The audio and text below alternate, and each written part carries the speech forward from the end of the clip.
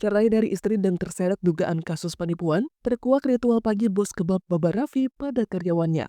Nama Hendy Setiono sudah lama dikenal sebagai salah satu pengusaha muda sukses di Indonesia. Ia adalah pendiri dan pemilik kebab Baba Raffi, jaringan kuliner yang kini memiliki ratusan gerai di dalam dan luar negeri. Berkat kegigihannya membangun bisnis dari nol, Hendy kerap dijadikan inspirasi bagi generasi muda yang ingin terjun ke dunia wirausaha.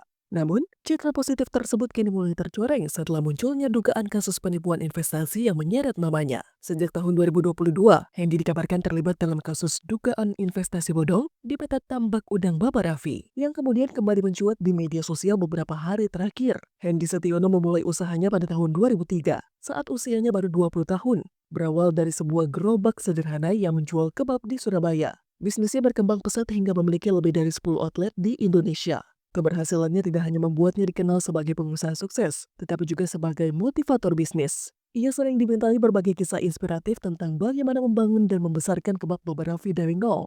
Dengan citra sebagai pengusaha yang religius dan inovatif, Hendy berhasil menarik banyak investor untuk ikut berinvestasi dalam berbagai bisnisnya. Tetapi pada tahun 2022, Hendy mulai tersandung kasus hukum terkait dugaan penipuan investasi. Kasus ini sempat mereda, tetapi baru-baru ini kembali viral di media sosial setelah seorang netizen membagikan informasi baru terkait skandal tersebut.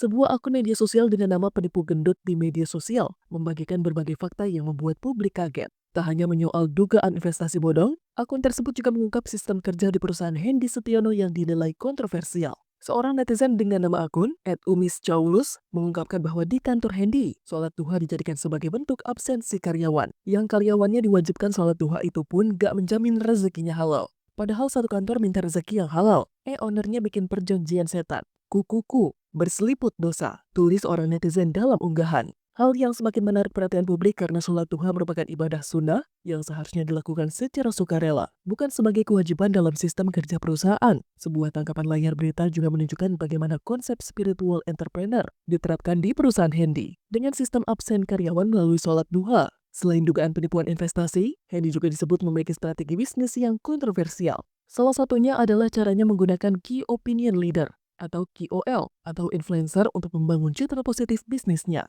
Gak kelihatan orang belakangnya, soalnya pinter gandeng KOL buat nampang dan jelas mancing orang daerah. Jelas netizen lainnya. Taktik ini dianggap sebagai strategi Hendy untuk menarik minat masyarakat agar percaya dan mau berinvestasi dalam bisnisnya. Tak hanya itu, Hendy juga disebut memiliki keterkaitan dengan politik praktis. Sebuah foto yang menunjukkan dirinya dengan pasangan Capres dan Cawapres Pilpres 2024 beredar di media sosial, memicu penilaian bahwa ia berusaha membangun koneksi politik demi kepentingan bisnisnya. Kasus dugaan penipuan yang menyeret Hendy Setiono menuai reaksi beragam dari masyarakat. Banyak yang merasa kecewa karena sosok yang selama ini dianggap inspiratif ternyata terlibat dalam skandal bisnis. Namun, ada juga yang masih meragukan tuduhan ini, mengingat rekam jejak Hendy yang selama ini terlihat bersih dan profesional. Terlepas dari benar atau tidaknya tuduhan tersebut, yang jelas kasus ini telah mencoreng citra kebab Baba Raffi dan menimbulkan pertanyaan besar tentang praktik bisnis di balik kesuksesan jaringan kuliner ini.